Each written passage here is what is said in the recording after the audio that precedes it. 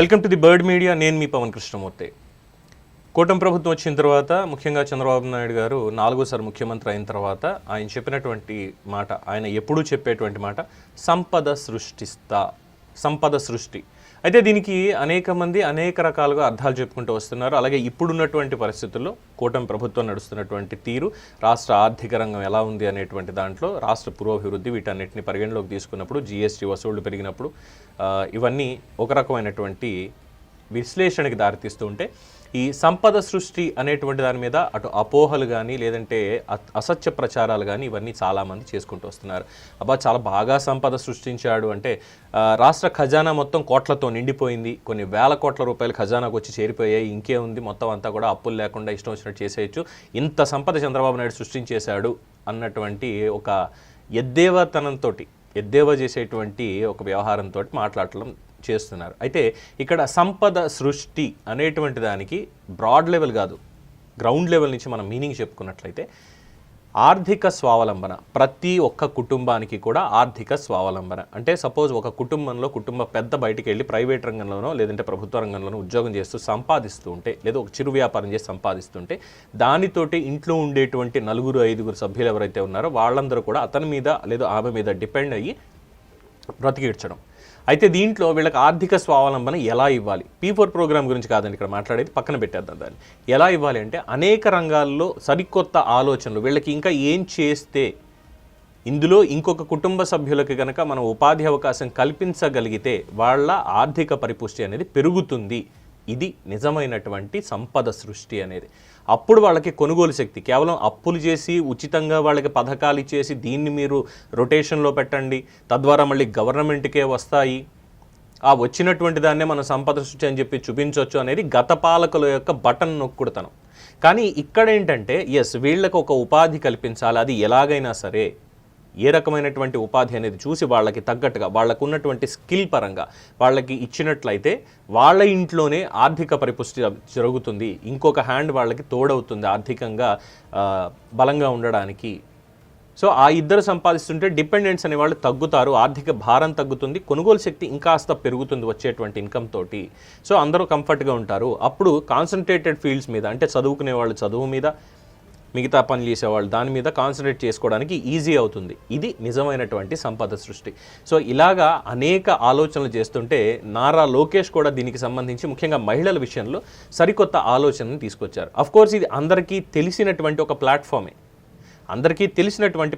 కానీ దానికి ప్రభుత్వం తరఫున కేవలం ఒక నోటి మాట చెప్పేయచ్చు, ఇదిగో మీరు ఇలాగ ఈ వ్యాపారం చేసుకుంటే లేదంటే ఈ కార్యక్రమాన్ని మీరు తీసుకున్నట్లయితే దీంట్లో మీకు ఈ విధంగా డబ్బులు వస్తాయి అని ఒక మాట చెప్పేసేయచ్చు. కానీ అలా చేయలేదు. దీంట్లో వాళ్ళ మీద ఎక్కువ భారం పడకుండా ఉన్నటువంటి మాట్లాడి సబ్సిడీలు ఇప్పించి చేసినటువంటి పనికి ఈరోజు మహిళలు అద్భుతాలు సృష్టించారు కొన్ని నగరాల్లో. ఏంటి అనేది మనం చూసినట్లయితే, ఈ మధ్యతరగతి కుటుంబాల సమస్యని నారా లోకేష్ గమనించి మహిళలకి ఆర్థిక పరంగా మేలు జరిగేటువంటి ఉపాధి కల్పించే ప్రయత్నాలకి పదును పెట్టిన దాంట్లోనే అభిరుచి ఉన్నటువంటి రంగాల్లో మహిళలకి వాళ్ళకి ఏదైతే అభిరుచి, పచ్చళ్ళ రంగం ఉంది, పచ్చళ్ళు పెట్టండి అమ్మ, మీరు అందరూ ఒక గ్రూప్గా ఏర్పడి దానికి ఒక చిన్నపాటి పరిశ్రమ, దానికి సబ్సిడీలు ఇవన్నీ ఇప్పించాలి. అలాగే లేదు సార్ మేము ఇది చేస్తాం, ఈ పనిలో మేము ముందుకు వెళ్తాం, మీరు వెళ్తారా, ఓకే, దీనికి ఏమేమి ఉన్నాయి, బ్యాంకర్లతో మాట్లాడడం, లేదంటే దానికి సంబంధించిన కార్పొరేషన్లతో మాట్లాడి వాళ్ళకి దానికి తగ్గట్టుగా ఆర్థిక స్వావలంబన కల్పించడం, ఇలాగ సబ్సిడీల రూపంలో కల్పించడం, ఇదంతా చేశారు. సో నెల్లూరు, తిరుపతి, విజయవాడ, విశాఖపట్నంలో ర్యాపిడో డ్రైవర్లు, ర్యాపిడో అనేది ప్రైవేట్ ప్లాట్ఫామ్, ఏదైతే మనకి ఓలా, ఉబర్ ఏవైతే ఉన్నాయో దాంట్లో ర్యాపిడో కూడా ఒకటి. ఈ ర్యాపిడో ప్లాట్ఫామ్లో మహిళలకి అవకాశం కల్పించడం, ముఖ్యంగా విశాఖ, విజయవాడ, నెల్లూరు, తిరుపతి ఈ 4 నగరాలని ప్రధానంగా ఎంచుకున్నారు. మిగతా చోట్ల కూడా ఔత్సాహికంగా ఉన్న మహిళలకి ముఖ్యంగా ఈ ర్యాపిడో సర్వీస్ని మీరు ఏమైనా చేసుకునేటట్లయితే, మీరు ఓన్ చేసుకోవాలనుకుంటే దీనికి మేము సహకరిస్తామని చెప్పి ఆంధ్రప్రదేశ్ తీసుకున్నటువంటి నిర్ణయానికి, ఆంధ్రప్రదేశ్ ప్రభుత్వం నారా లోకేష్ తీసుకున్నటువంటి నిర్ణయానికి ఈరోజు వాళ్ళకి ఆర్థికంగా స్వావలంబన కలుగుతోంది. సో దీంతో ఏం చేశారు, ఇప్పుడు ర్యాపిడోలో ఒక డ్రైవర్గా చేరాలి, ఏముంది, ఒక వెహికల్ ఉండాలి, 2 వీలర్, దాంతోపాటు original driving licence, registration certificate ఉండాలి, బండికి హెల్మెట్ ఉండాలి, ప్యూర్ కండిషన్లో ఉండాలి. ఇవి ఉంటే ర్యాపిడోలో మనంతటా మనమే ర్యాపిడో క్యాప్టెన్ కింద మనం ఎన్రోల్ చేసుకోవచ్చు. అప్రూవల్ వచ్చిన తర్వాత మనం ఆన్ చేసుకుని అప్లికేషన్, మనకు కావాల్సిన ట్రిప్స్ వస్తూనే ఉంటాయి, ఇంకా ఆన్లైన్లోకి వెళ్తే ట్రిప్స్ వస్తాయి. అయితే ఈ ట్రిప్కి సర్జ్ అనేది లేదంటే ప్లాట్ఫామ్ ఛార్జ్ అనేది ఉంటుంది. ప్రతిరోజు ఒక ట్రిప్కి మనకు 100 రూపాయలు వస్తుంది అనుకుంటే 10 కిలోమీటర్ల దూరానికి, అందులో ప్లాట్ఫామ్ సర్వీస్ ఛార్జ్ అనేది ఒకటి ఉంటుంది. అందులో 15 రూపాయలు 25 రూపాయలు ర్యాపిడో వాళ్ళు కట్ చేసుకొని మిగిలిన అమౌంట్ని మన అకౌంట్కి పంపిస్తారు. ఆన్లైన్లో ఇది పేమెంట్ ఉండేటువంటి ప్రాసెస్.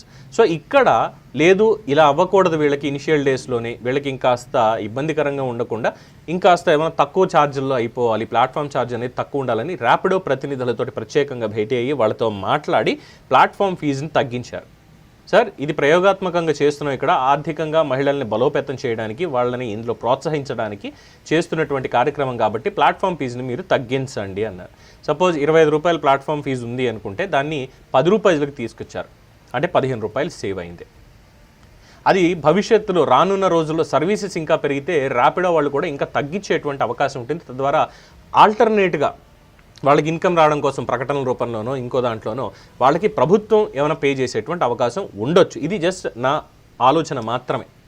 ర్యాపిడోని కూడా బ్రాండ్ కింద మనం వాడుకొని ఆంధ్రప్రదేశ్ బ్రాండ్ని ర్యాపిడో వెహికల్స్ మీద కూడా మనం ముద్రించి అడ్వర్టైజ్మెంట్ చేసుకునేటువంటి విధంగా ఒక పాయింట్ అయితే, మహిళలకి ఇందులో ఈ ప్లాట్ఫామ్ ఫీ తగ్గించి వాళ్ళకి రోజు ఎన్ని ట్రిప్స్ అయితే వేస్తారో దాంట్లో ఇబ్బంది పడకుండా వాళ్ళ ఫ్యూయల్ ఛార్జెస్ పోను రిమైనింగ్ వాళ్ళకి మిగిలేలాగా, వాళ్ళ పడిన కష్టానికి తగిన ఫలితం వచ్చేలాగా చేయడంతో దాదాపు 1000 మందికి పైగా మహిళలు ఈ 4 నగరాల్లో ర్యాపిడో వెహికల్స్, ఎలక్ట్రిక్ వెహికల్స్ కొనుక్కొని ఆ ఎలక్ట్రిక్